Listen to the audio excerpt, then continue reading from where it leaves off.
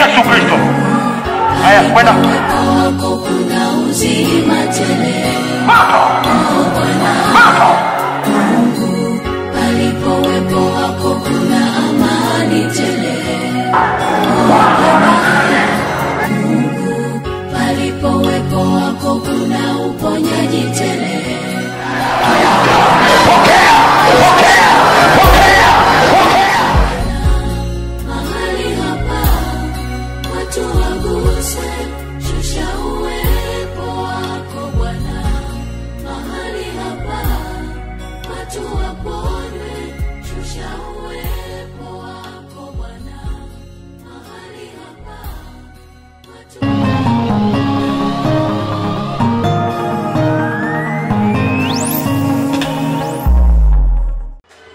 muda ambao umetupa na watoto wako kwa ajili ya maneno yako, ukatunenea asubuhi ya leo, na mkono wako wa kuume wa haki yako ukaguse maisha ya watoto wako. Ninakupa sifa na heshima kwa sababu umetamalaki na hakuna aliye kama wewe. Jina lako ni Jehova, jina lako ni mfalme. Eneo hili naliweka chini ya uwepo wako. Nguvu na mamlaka yako ifunike mahali hapa. Ukaguse watoto wako mchana wa leo, katika jina la Yesu Kristo aliye hai. Ukatubarikie Mesia, ukatujenge, ukatuinue sawa sawa na uradhi wa mapenzi yako. Karibu Roho Mtakatifu, karibu Baba utamalaki, karibu uguse wa baba wa mama, vijana wa kike na wa kiume na watoto.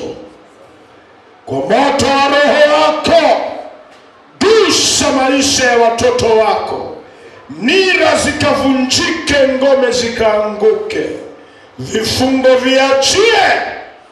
Uinue watoto wako, wapeleke levo nyingine ya utukufu wako, kwa jina lipitalo majina yote, jina la Yesu Kristo, liye mwamba na mwokozi wa maisha yetu.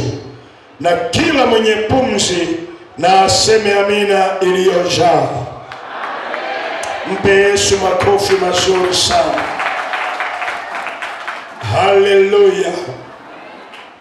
Fungua waraka wa kwanza wa Yohana sura ya 2 na mstari ni ule wa 27. Yohana wa kwanza sura ya 2 mstari wake wa 27.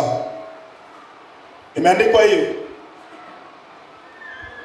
nanyi mafuta yale mliyoyapata kwake.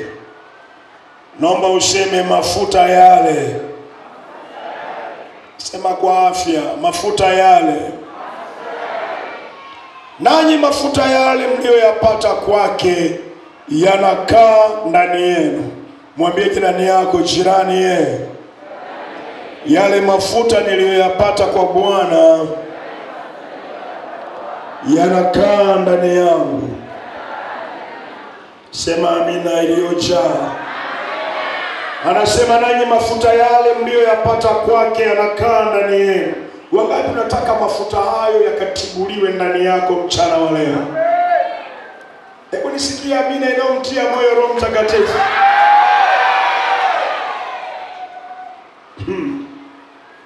Nanyi mafuta yale mliyoyapata kwake yanakaa ndani yenu, wala hamna haja ya mtu kuwafundisha. Lakini kama mafuta yake yanavyowafundisha habari za mambo yote, tena ni kweli wala si uongo, na kama yalivyowafundisha, kaeni ndani yake. Weka mkono wako kwenye moyo wako, sema mafuta ndani yangu Weka mkono juu ya kichwa chako. Sema mafuta juu yangu. Bwana Yesu asifiwe sana. Kuna mafuta ndani yetu na kuna mafuta juu yetu. Ni muhimu sana wewe kama Mkristo, kama mtu uliyeokoka, kutambua mafuta yaliyo juu yako na mafuta yaliyo ndani yako. Nikianza na mafuta ndani yako, tumesoma mstari wake hapo kwamba nanyi mafuta yale yaliyo ndani yenu mlioyapata kwake yanakaa ndani yenu. Halafu kazi ya mafuta yaliyo ndani yako ni nini? Yohana anasema yanatufundisha. Hebu sema yanafundisha. Kwa msisitizo sema yanafundisha. Mwangalie jirani yako usoni, anasema yanafundisha. Alafu muulize unafundishika? Haleluya. Mafuta yale ndani yetu yana kazi moja, kufundisha. Kwa lugha nyingine yanatupa ufahamu. Kwa lugha nyingine yanatupa uelewa. Kwa lugha nyingine yanatupa kupambanua. Yanakupa macho ya ndani, yanakupa masikio ya ndani, yanakupa ufahamu wa ndani. Kwenye kitabu cha Injili ya Yohana sura ile ya mwisho ya 20:21, Biblia inasema Yesu akawatokea wanafunzi wake walipokuwa wamejificha, wamejifungia kwa hofu ya Wayahudi. Alipowatokea akasema nao maneno machache, ikiwemo kuambia amani iwe ndani yenu. Kisha Biblia inasema akawavuvia, kwa lugha nyingine akawapulizia, akawaambia pokeeni Roho Mtakatifu. Ile haikuwa roho juu yao, ilikuwa ni roho ndani yao. Ukisoma kwenye Luka sura ya 24 pale mwishoni, kwenye tukio hilo hilo ambalo Yesu anawatokea wanafunzi wake wakiwa wamejificha, Biblia inasema ndipo alipowafunulia akili zao wapate kuelewa maandiko. Kumbe alipowatokea, kwa mujibu wa maelezo ya Yohana, akawavuvia, akawaambia pokeeni Roho Mtakatifu. Kumbe ndipo akili zao zilipofunuliwa wapate kuelewa maandiko. Roho anapokuja na kukaa ndani yako, mafuta ya Roho yanaposhuka na kukaa ndani yako, fahamu zako zinafunguliwa. Na ndio maana una uwezo wa kuwa na mwezi mmoja tu kanisani, una muda mfupi tu katika wokovu, lakini unaisoma Biblia, unaielewa kwa namna mpya ambayo zamani ulikuwa huielewi. Ni kwa sababu ya yale mafuta ndani yako yamefungua akili zako upate kuelewa kile unachokisoma katika maandiko. Mafuta ndani yetu yanatufundisha. Mafuta ndani yetu yanatupa kukua kiroho, kuimarika kiroho. Ndio maana ni muhimu sana kwa Mkristo aliyeokoka kuyakumbatia mafuta haya, kwa sababu yatakupa kupevuka, yatakupa kuimarika, yatakupa kuongezeka ufahamu wako wa ndani. Tumejifunza kwenye semina, Ayubu akasema mjue sana Mungu ili uwe na nini? Amani. Utamjuaje huyu Mungu? Ni kupitia neno lake. Utalielewaje neno lake? Ni kupitia mafuta yanayokaa ndani yako. Wapi amina iliyoshiba kwa Yesu Kristo? Narudia tena, wapi amina iliyoshiba kwa Yesu Kristo? Ni haya mafuta yaliyo ndani ndio yanakupa hata kupambanua. Una uwezo wa kuwa Mkristo wa muda mfupi sana, lakini ukawa na uelewa mkubwa sana kwa sababu ya mafuta ya Roho Mtakatifu ndani yako. Kaja nabii mmoja pale Kahama, kafundisha nguvu ya nguo ya ndani.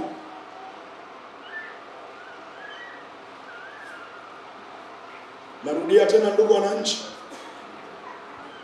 akafundisha nguvu ya nguo ya ndani, na akatoa na CD imeandikwa pale juu, kichwa cha habari, nguvu ya nguo ya ndani. Sasa yeye aliandika kwa jina lake kabisa. Mimi nasema nguo ya ndani kwa sababu mmeokoka. Yeye aliandika kabisa hivyo hivyo ulivyowaza, nguvu ya hivyo ulivyowaza. Akaanza kuuza ile CD na watu wakanunua nguvu ya nguo ya ndani. Yaani ukiitundika unasema ina nguvu. Mshirika mmoja alikuwa na kama wiki 3 kanisani kwangu, lakini tayari ameyapokea yale mafuta ndani yake. Biblia inasema hivi, ukiwa na haya mafuta ndani yako, hata mjinga hatapotea kwenye ile njia, ataelekezwa na yale mafuta. Hata kama mtu anaongea maneno ya Mungu, kama sio ya Mungu, hata kama anaongea maneno ya Mungu, yale mafuta ndani yako utasikia yanakataa. Lakini mbona hata kama nasoma mistari, mbona ndani yangu panakataa? Ni kwa sababu ya yale mafuta yaliyo ndani yako. Hiyo amina inavunja moyo. Hebu sema amina nyingine. Mmeanza kuja sasa. Yule mshirika mchanga akampigia simu nabii, maana ile CD ina namba ya simu ya nabii.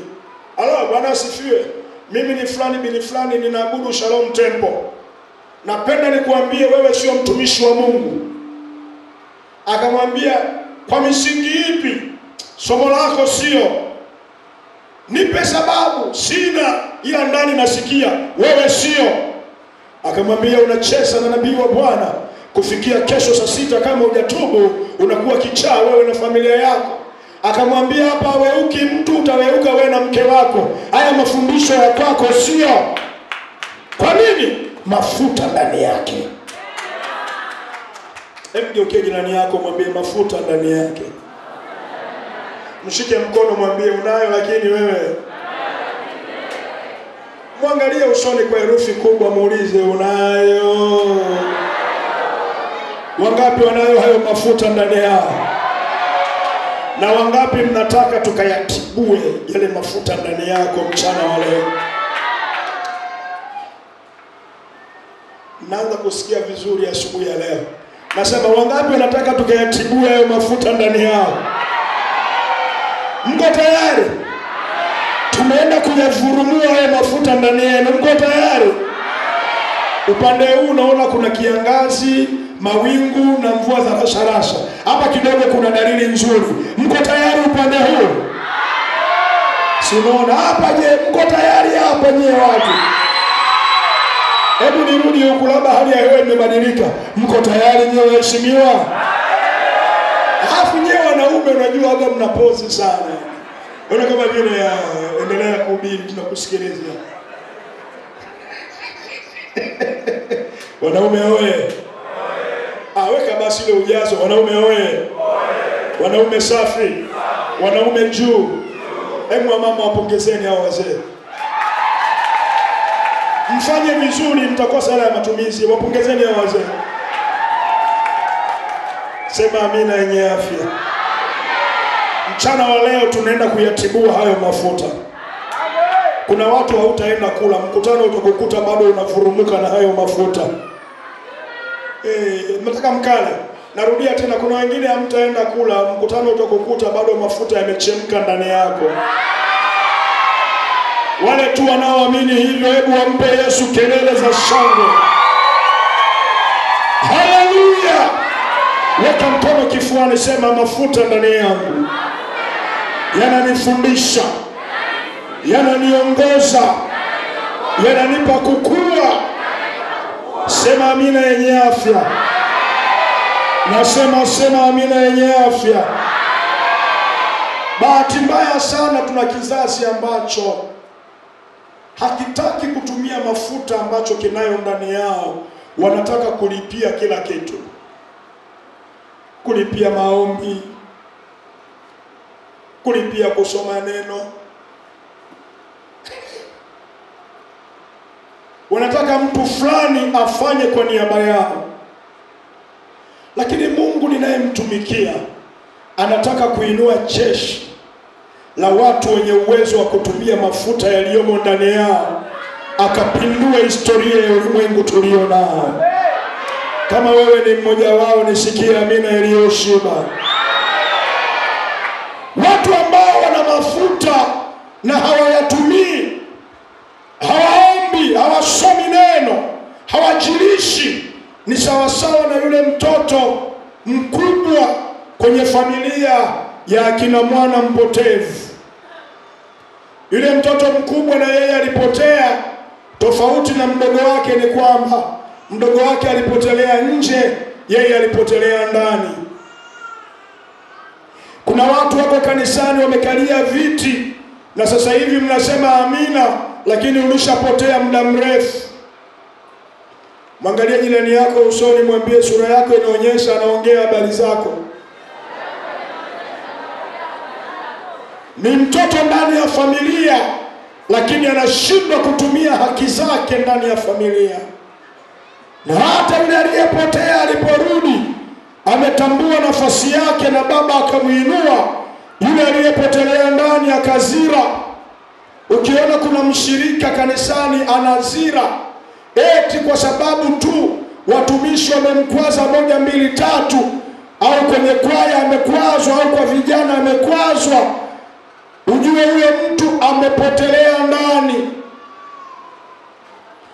Mwangalie tena jirani yako usoni, mwambie nani alimsimulia habari zako? Wale tu ambao hawajapotelea ndani, hebu waseme amina yenye afya. Kuna mafuta juu yako. Haya ni mafuta ndani yako, lakini pia kuna mafuta juu yako. Yesu aliwaambia wanafunzi wake, mtapokea nini? Nguvu. Akiisha kuachilia wapi? Juu yenu. Nani? Roho Mtakatifu. Hebu weka mkono kichwani, sema mafuta juu yangu. Sema kwa afya, mafuta juu yangu. Haya mafuta yanayokuja juu yako, haya yenyewe sio kwa ajili ya kukufundisha. Haya ni kwa ajili ya kazi, ni kwa ajili ya kuwahudumia wengine. Ndio maana Yesu aliwaambia wanafunzi wake, mkiisha kupokea nguvu, mtaanza kazi ya kupiga injili tangu Yerusalemu, Uyahudi, Samaria na mpaka Masumbwe. Wapi amina yenye afya? Haya mafuta juu yako ni kwa ajili ya kazi. Mafuta ndani yako ni kwa ajili ya kukua kwako kiroho, kwa ajili ya afya yako ya kiroho. Sasa mchana wa leo, kile ambacho Roho anaenda kukifanya, anaenda kutibua mafuta ndani yako, na anaenda kuachilia mafuta juu yako. Unaenda kupokea double. Narudia tena ndugu wananchi, mchana wa leo, tangazo mzengo wenzangu, mchana wa leo Roho wa Bwana anaenda kutibua mafuta ndani yako na anaenda kuacha. Alikuwa na mafuta juu yake, lakini ndani mambo yalikuwa sio mazuri sana. Mungu akakorofishwa na taifa la Ninawi. Akasema, hao jamaa naenda kuwapiga fire. Hebu sema fire. Lakini utaratibu wa Mungu kabla hajamwadhibu mtu huwa anatoa second chance. Huwa anatoa nafasi ya pili. Utaiona toba. Kwa hiyo akaona, Yona kijana wangu, ndio mzee, panda usafiri, nenda Ninawi, kawaambie wasipotubu fire. Yona akamwambia Mungu, angalia jamaa ambaye tabia yake sio nzuri. Anamwambia Mungu, ninakujua wewe mzee, hawa jamani kiwahubiria utawasamehe. Hasa hapa dawa ni moja, siwahubirii ili wasitubu, ili fire ishuke. Kuna watu ambao pamoja na kwamba yumo kanisani huwa anafurahia kweli kuona mwenzake mabaya yamempata. Mwambie jirani yako, unavyokunja sura inaonyesha ni wewe unahusika. Lakini hapa Masumbwe hawapo. Nilikutana nao Tarime watu wa aina hiyo. Hapa Masumbwe kila mtu ni malaika, ni wazuri mno.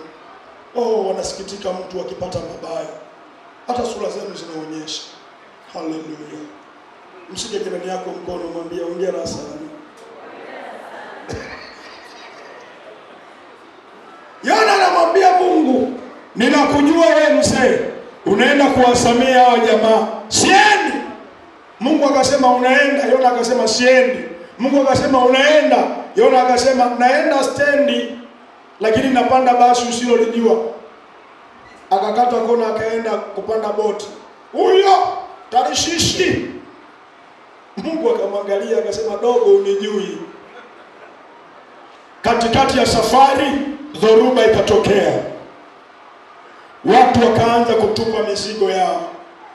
Kuna wengine kwa sababu ya ukosefu wa utii kwa Mungu wako unasababisha mpaka watu wanaokuzunguka, hata familia yako inaingia kwenye matatizo kwa sababu ya wewe kukosa utii. Kuna wababa hapa umepishana na Mungu eneo fulani, unasababisha mpaka uchumi wa familia umeporomoka sahihi. Rudi mikononi mwa Mungu aliye hai. Kuna wababa hapa umeacha kusimama kwa zamu yako, unapelekea mpaka familia inayumba kwa sababu umeacha eneo lako. Yona kuacha eneo lake inapelekea wengine wote waliomzunguka kula hasara. Tupa mizigo yote baharini. Walikuwa na mitaji ikaporomoka hapo hapo. Walikuwa wafanya biashara wa kiwango cha juu wakarudi juu ya mawe kwa sababu ya nabii aliyekosa tabia ndani yake. Kutokutumia mafuta ndani yako kunasababisha madhara. Kuna wengine hapo unakemea pepo aachie biashara, hatoki. Hataondoka kwa kukemewa, ataondoka kwa wewe kusimama kwenye sehemu yako.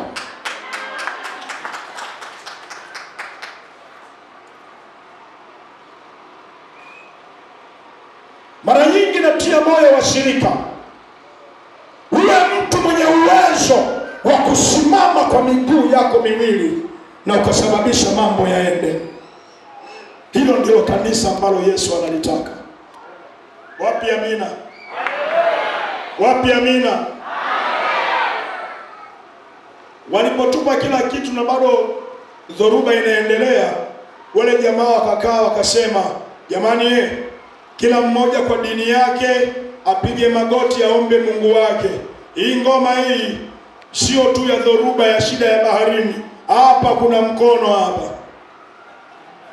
Alianza Allahu Akbar, Allahu Akbar. Naye alianza miungu ya baba zangu. Naye alianza.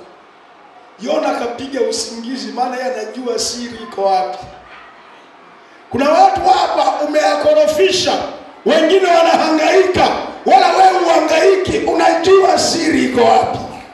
Unajua kabisa ulichomoka ukaendea kamzizi kwa mganga, ndio anakutesa leo na familia yako, na ndio imekuwa mlango wa magonjwa kwenye familia yako. Jamaa wameomba, mizimu inawaambia kijana wangu uko vizuri, hauna maneno kabisa. Wengine Allah subhanahu wa ta'ala anawaambia kwa kweli hamna matatizo, ila kuna kiumbe mmoja nyuma huko ndani ya meli, yeye amemkosea Mwenyezi Mungu wake. Jamaa akamwendea akamwambia, oya, yaani wewe umelala, sisi tunahangaika hapa, una nini wewe? Yona akamwambia, nilikuwa nawapimia tu, mnahangaika muda wote. Mimi ni mtumishi wa Mungu aliye hai, Mungu aliye juu, na nimemtibua mzee wa siku. Haya yote yanatokea hapa ni mimi. Jamaa akasema, hivi tunamshughulikiaje huyu jamaa? Mitaji tumekata, afu yeye ndo kabla hajaamua kumgawana. Yona akasema, jamani, nirushieni baharini. Haitaka kifo cha kistaarabu, akanywe maji afe. Maana jamaa angeweza kumuondoa kiungo kimoja baada ya kingine. Unatutia sana hapo. Wamemrushia baharini. Mungu ameandaa usafiri mzuri sana wa Yona kumrudisha kwenye kusudi lake. Kuna watu hapa Mungu anakupenda, ndio maana haachi kukuchapa ili urudi kwenye mstari. Na bora yako akuchape kuliko akuache, maana unaenda kuangamia. Haleluya. Yona ile ametua ndani ya maji juu, kajikuta anaingia moja kwa moja kwenye tumbo la samaki. Mungu amemwandalia siti nzuri ya kuniga bawa tumboni mwa samaki. Yona ni mwanaume. Kwa kweli kama kuna watu na kiburi, Yona namkubali. Siku ya kwanza mwanaume kauchuna ndani ya tumbo, haongei. Ingekuwa ni mimi, ni ile kutumbukia tu, Mungu ninatubu. Yona siku ya kwanza, ya pili, mpaka ya tatu ndo anasema, mzee, nimenyosha mikono sasa. Siku tatu kwenye tumbo la samaki. Kuna watu wana shingo ngumu mpaka akatubu. Kuna mmoja mtu tulihangaika naye, alipokuja kutubu na kuachia kilio, naona ninatubu, maki ameachilia fundo lilikuwa limekamata miaka nenda miaka rudi. Kuna mtu hapo umekaa, kuna jamaa amekukera, haujaachia moyoni mwako, ili mpaka tamani ukimwona ni ile sikio lake.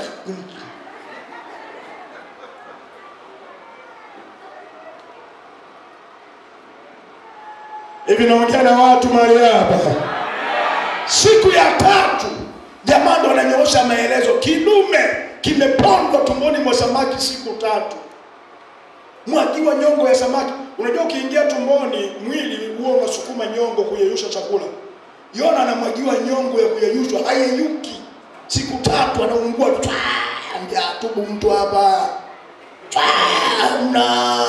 Mpaka siku ya tatu, mheshimiwa, sasa nimenyoosha maelezo, nipeleke Ninawi, gospel nenda kuachilia.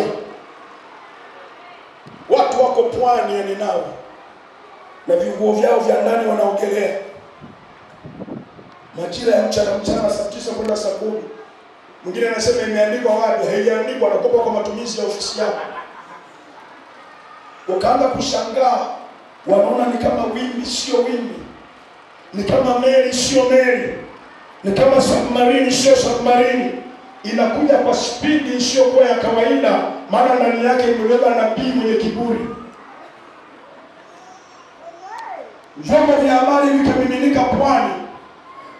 Ndugu tunajua kama mnavyoona, kile chombo kinazidi kukaribia kwa mwendo wa kilomita 300 kwa saa, na wataalamu wanatuambia bado hawajahakikisha ni meli ya kivita, ni boti au ni kiumbe gani. Tupo hapa, tutaendelea kuwajuza kadri mambo yanavyoendelea. Mimi ni George Marato, ITV. Hebu naongea na watu mahali hapa. Hebu nisikie neno iliyoshinda asubuhi leo. Nasema nisikie neno iliyoshinda asubuhi leo. Ghafla wanashangaa ngumi yanatokeza baharini. Alafu jamaa akachanua mdomo. Yona kusukuma toka ile tu. Sijui Mungu alimsukuma kwa malaika pateke ki. Watu wako pwani wanashangaa mchungaji anachungoka kwenye mdomo wa samaki. Tai ya Yohana anamwambia koti limening'inia na Biblia mkononi. Alipotua tu tubuni, ungekuwa wewe ungefanyaje? Hebu piga picha huko pembeni ya bwao. Samaki wakaachia mdomo. Hapa anatokea Pastor Msompola. Tubuni.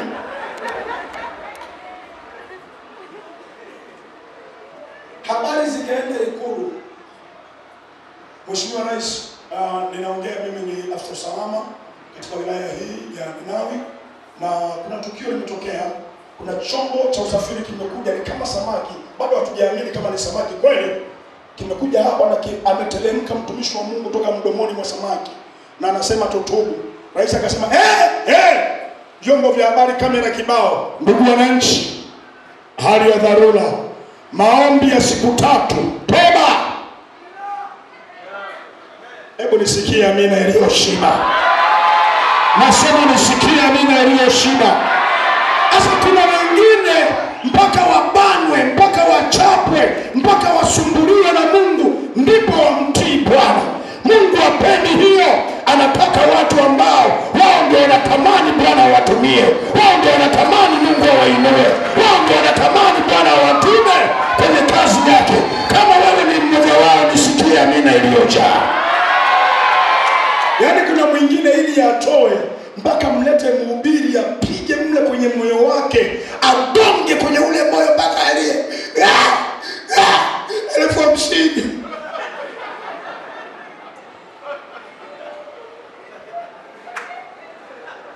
Hivi naongea na watu mahali hapa, watu waliopevuka ambao mafuta ndani yao yanafanya kazi. Wakiambiwa harambee hawana haja ya kugongwa. Anauliza mchungaji, budget inasemaje? Milioni ngapi? Okay, zangu kadhaa hapo. Huyo ndo amepevuka.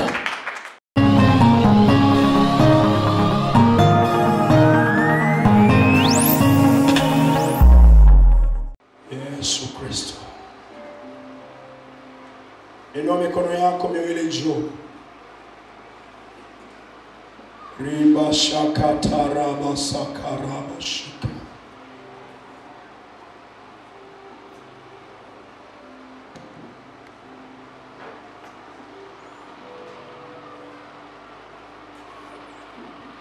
Mandarabo shikaraba baba baba.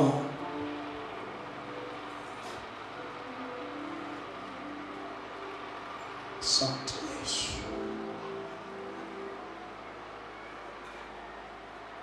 Fumba macho yako. Asante Roho Mtakatifu. Mchana wa leo tunahitaji Mungu atuguse. Niombe wale ambao mmebeba watoto, mweke mbele kifuani hapo.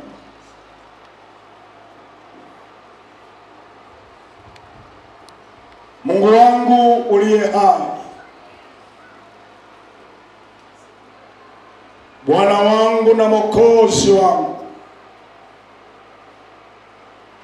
Mfalme wa amani, Baba wa milele, Mungu wa Bwana wetu Yesu Kristo, mchana wa leo nimeyasema maneno yako mbele za watoto wako hawa. Wameisikia sauti yako Bwana kwa habari ya umuhimu wa kutambua mafuta uliyoweka ndani yetu na mafuta yaliyo juu yetu. Ni wakati mzuri Baba ambao sasa ninakukaribisha Roho Mtakatifu, ninakukaribisha Mungu uliye hai, ninakukaribisha Baba wa milele, ninaliitia jina lako. Hawa ni watu wako, hawa ni watoto wako, hawa ni wajari wako Baba yangu. Ni wakati mzuri sasa kwa sisi tuliomo ndani ya jengo hili na walio nje ya jengo hili, uwepo wako ukashuke, Roho wako akanyeshe kama mvua mahali hapa.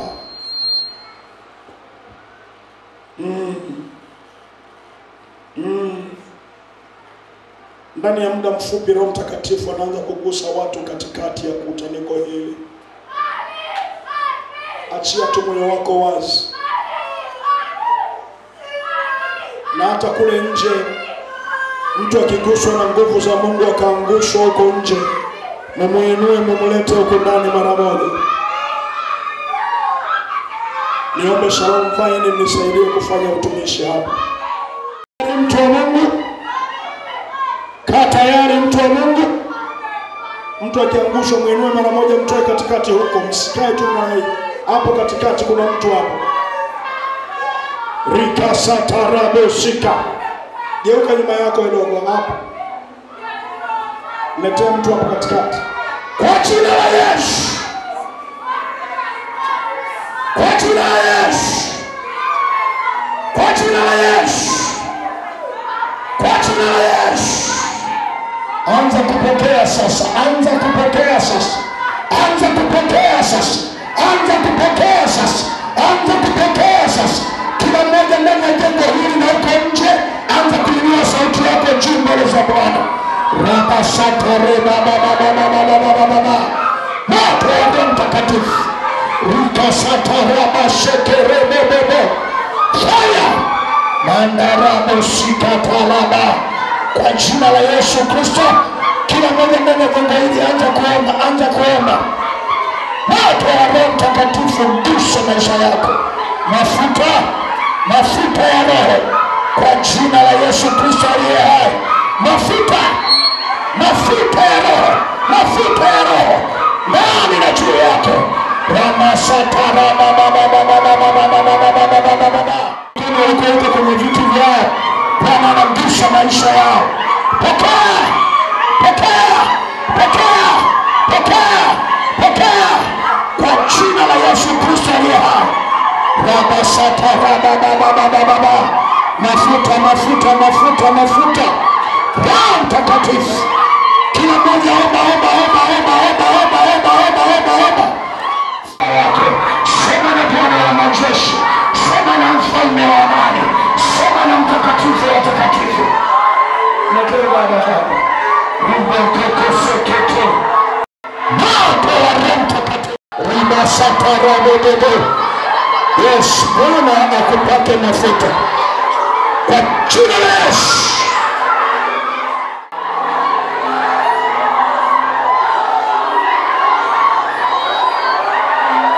Mungu anagusa maisha yako dada, katika jina la Yesu Kristo. Mungu anagusa maisha yako. Mungu anagusa maisha yako. Mungu anagusa maisha yako. Mungu anagusa maisha yako. Watumishi wa Mungu, tuweke mikono juu ya watu, safu kwa safu, kiti kwa kiti. Litekerebo shika. Moto, moto, moto wa Roho Mtakatifu.